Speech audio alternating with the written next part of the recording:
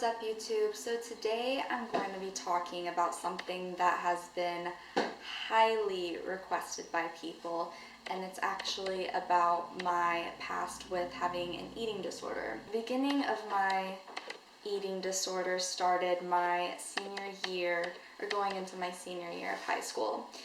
And with that, I was just getting out of a stupid, like now that I think of it, a really stupid relationship, and he was all about lifting and being in shape, and there was a couple times where he invited me to go to the gym with him, but I just never really did it. I wasn't into fitness really at all, even though all my life I did cheerleading from when I was like 5 up to my senior year of high school. I never exercised, I never looked at nutrition the way I do now. I didn't really care about how I fueled my body at all. I was just really lazy. So in high school, I gained a decent amount of weight just from being not very active unless I was in cheerleading practice, and I just ate whatever. Like, I didn't eat any breakfast in the morning, and then that led to me being really hungry later in the day.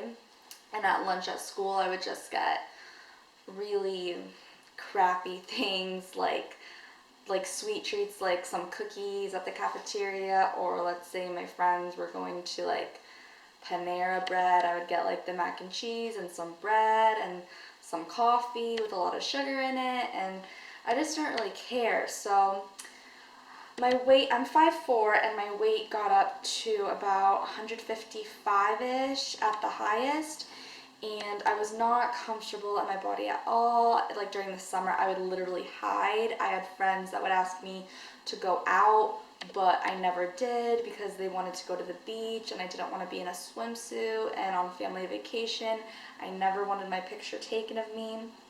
But so yeah, I wasn't into really working out at all or fixing how I ate, even though I was so unhappy.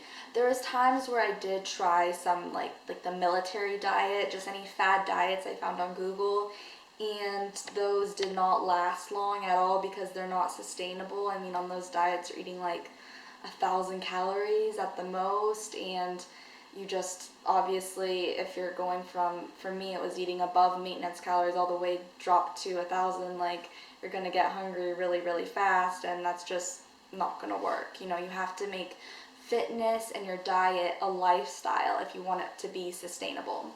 So that didn't work for me very well. So going into my senior year of high school, and getting over that breakup, I kind of wanted to change myself. I wanted to transform, look better. I guess that was my way of coping with it. And so I actually stuck to my first diet, and it worked. But it wasn't the healthy way. I didn't know all that much about nutrition still, but I was trying to teach myself. So at first, I cut my calories, I think, to just like 1,200 right off the bat, and just kept going because I would hit plateaus. And I did start regularly exercising, but I wouldn't go to the gym. I would instead do at-home workouts that I found like on YouTube, and I would run around my neighborhood or bike around my neighborhood, and it was every day, and it was strenuous exercise, like 2 hours of cardio or something, and then maybe some like, I don't know, squat jumps. I did like the squat challenge, all of those fad workouts too. And so at first it did work. I was losing quickly because I was sticking to it for some reason. Something in my brain just clicked, and I was just all of a sudden so much more motivated to get this weight off, especially going into my senior year of high school. I wanted to really fit well in my cheerleading uniform.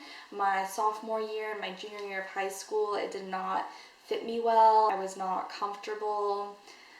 And so, yeah, I just wanted to look my best my senior year, and then I was also having senior pictures coming up, so that was another goal of mine, to look better and feel better for my senior pictures. So let's see, I was starting at like 1,200 calories, was not counting macros, did not know what macros were basically. And it was very low protein, low fat, I guess higher carb. I was into fruit. I feel like it was almost a vegan diet, but there was times where I'd eat chicken, so not really vegan there. But I wouldn't have any dairy unless it was feta cheese too. Okay, I guess it wasn't very I guess it wasn't vegan.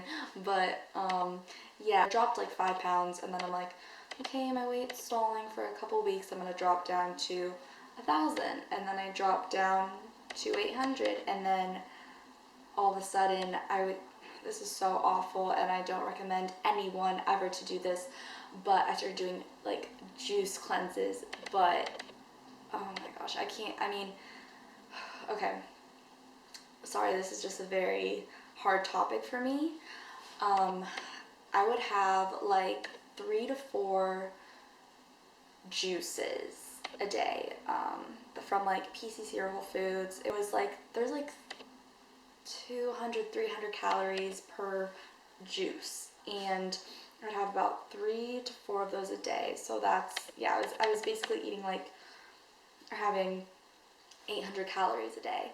And I bumped up my cardio and the intensity of my workouts as well. And I just started dropping very quickly because of that. At first, when I first started losing weight, I posted a picture about my transformation and how much happier I was, that I lost all this weight, and I got so many compliments and so many likes on the picture, and so many people at school more guys were noticing me, and I felt so much better about myself and how I looked. And then I got to like 120, and then I was dropping more weight with the juice cleanses, and when I got to like 110-ish, 110 pounds, so that's 45 pounds that I lost. Yeah. People stopped giving me compliments. My friends started talking to me less. I felt a lot less energy throughout the day, a lot less motivation to go to cheer practice, a lot less motivation to do schoolwork, a lot less motivation to do anything at all. And then I started getting really hungry, as you can imagine, being on 800 calories of pure juice. On the weekends, I decided I'm gonna throw in a cheat day. So on Saturdays, typically, would be my cheat day, and this was a binge because I was eating to where I was very uncomfortable, and I was eating because of how I was feeling based off of my negative emotion. So I wouldn't even like sleep the night before, because I'm like, I know tomorrow morning I can start eating whatever I want, and I'm just gonna keep eating and eating until Sunday, basically. So I would plan out what I was gonna eat the day before. I would go out to eat and get like a whole bunch of treats from Starbucks, a Starbucks Frappuccino, and then later in the day I'd go get some Chinese food, I'd get some McDonald's, I'd eat some French fries, I would make nachos at home, the list goes on, and honestly, the more I think about it, the more it just blurred out. It was such a hard time for me. I try to black out what happened so long ago. But yeah, so I'd have my cheat day on Saturdays, and that's when I would typically go out with any friends from school or go out with my family. And the weight kept going. I kept dropping. The lowest I weighed was 84 pounds. And that's when I started going to outpatient treatment, which did not work for me at all. She gave me a meal plan. I did not follow it. I was still dropping weight at my weigh-ins with my dietitian that I went to. It just was not working for me. I went to have a consultation with an inpatient program which is, I think, called, I'll link it down below because I don't remember the name, but it's in Bellevue. I think it's just like eating disorder recovery or something, and it's right near Children's Hospital in Bellevue, Washington. So I'll link that down below. But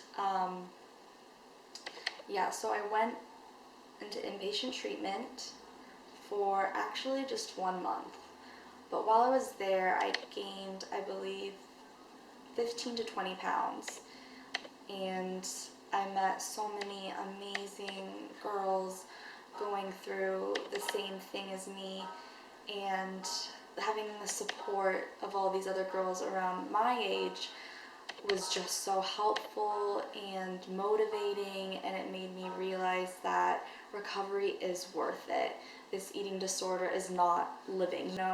It controls you, it controls how you act, it controls what you do throughout the day, it controls all your decisions, and all you can think about when you have an eating disorder is, what am I going to eat next? When can I have my next binge? How much weight am I losing? What's the number on the scale? I went into treatment for a month, and then that was it that my family could afford for me. So after that, I went straight into outpatient treatment again with a different dietitian, and I'm so happy to say that I changed so much of my mentality. I changed my outlook on life and what would make me truly happy, and that was gaining weight, getting my period back, getting friends back, and just choosing recovery. So I followed what my dietitian told me to eat, and she didn't give me a meal plan, but she told me the calories and the macros she wanted me to follow. So that's kind of how I got into doing macros and learning about carbs and fats and protein and all that. And at first I ate surplus, but it was really clean for the most part. I would say that I wasn't orthorexic. For those who don't know what an orthorexic is, it's someone who's very self-conscious or very aware of what type of foods they ate. So I would never eat something like cereal or bread, no gluten, no dairy, nothing that was not organic. Everything had to be organic. Anything that wasn't was just like, no, I would not eat it. And I was worried that something like cereal or ice cream would completely affect, I don't know, my body. I thought that eating cleaner would make me gain more muscle than fat. That's what was going on with me mentally. I thought that anything with gluten and dairy would just automatically, my body would store that as fat. And I'm like, oh, I want to gain as much muscle as I can. I mean, yeah, I want to gain fat too, but not too much, So with that, I ate surplus still. So of course I was still gaining weight. And I got up to my weight restored weight. And what I mean by weight restored is the weight I got my period back, which is like 119 or something. And finishing my senior year, I did not go back to cheer because the season was basically over and I missed like a lot. But I was actually asked out to my high school prom, and I graduated high school still. I was just so much happier at my weight restored weight and really go out with my family again. I would say that the people that I was friends with in high school did not become my friends again.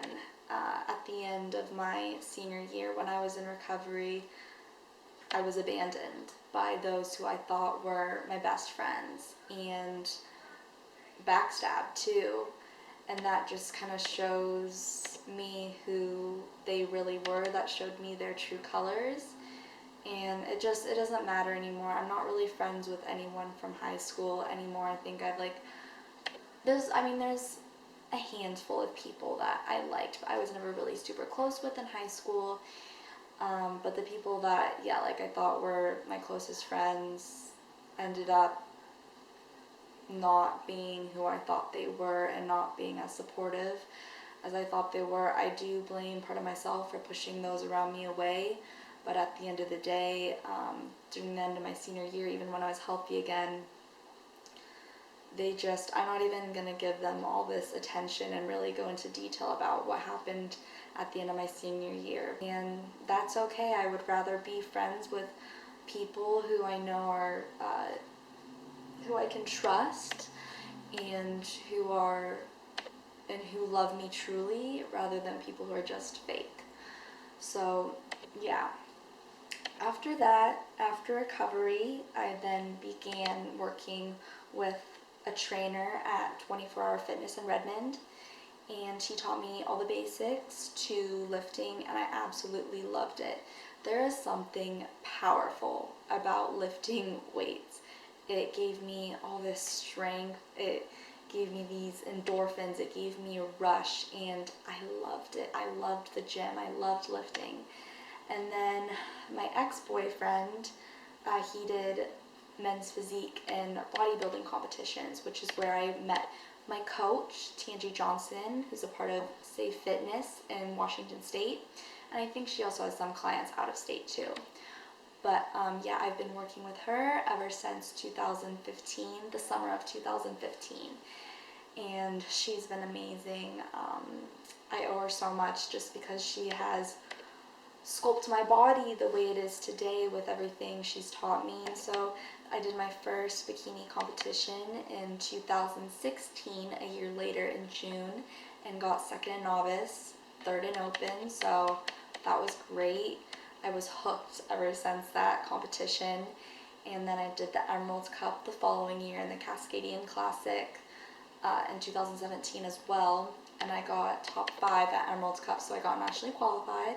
I did not do nationals because I was not, I just wasn't nationally ready with the muscle I needed, and I wasn't going to lean down more and sacrifice that muscle. So I went into my off season, and now I am about 5 weeks out from the Emerald Cup again this year, and hoping I get top 2 to nationally qualify, because I'd just absolutely love to do nationals.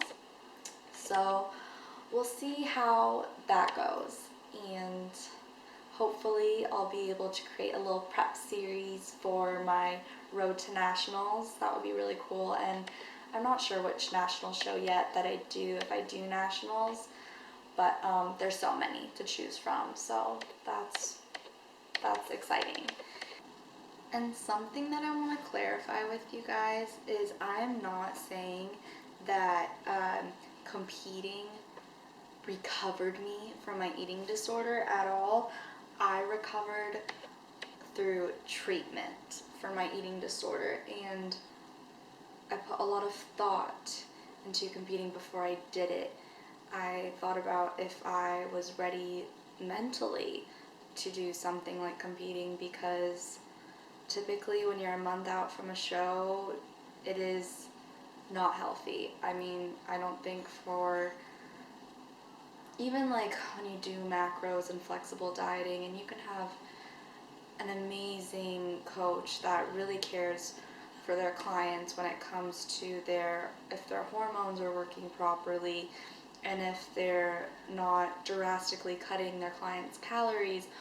But still, I would say that competing the last typically month to 3 weeks is not healthy for anyone.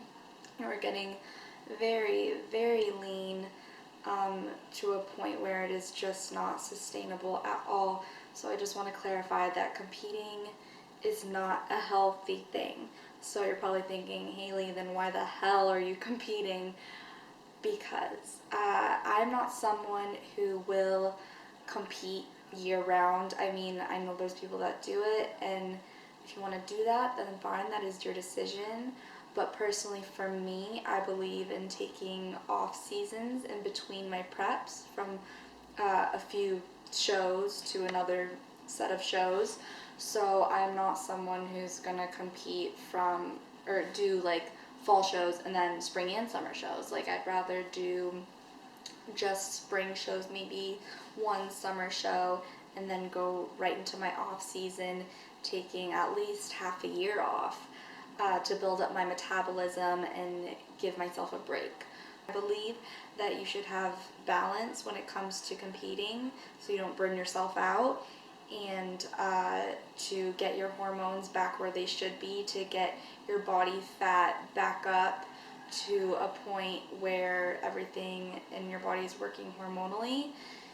And so, yeah, I would never say that competing is healthy, and I don't want anyone who is watching this video who maybe has an eating disorder to think that competing is going to cure them, or competing is a good way to hide their eating disorder, because there are girls and guys out there that hide their eating disorder through competing to stay ridiculously lean, and I don't think that's okay at all. I think fitness in a way did help me. Lifting weights helped me. I learned that muscles are way more attractive than scrawny bones. Lifting helped me feel strong and powerful and beautiful, and I highly recommend anyone who, wants to feel more confident about themselves and they're dealing with an eating disorder is to, well, first get help from a registered dietitian, and maybe even just if you're not at an extremely dangerous low weight, then try lifting, try sculpting your body, try building some lean muscle tissue, and see if that makes you feel better. I mean, for me, it's my outlet. The most relaxing part of my day is going to the gym. It's my me time, and it's what I love. So that is my story for you guys. Like I said, I hope that I will be able to do a prep series for Road to Nationals, but we'll just see how everything goes. Thank you so much for watching. If you liked my content in this video, please give it a thumbs up and subscribe, and I will see you in the next one. Thanks for watching, guys.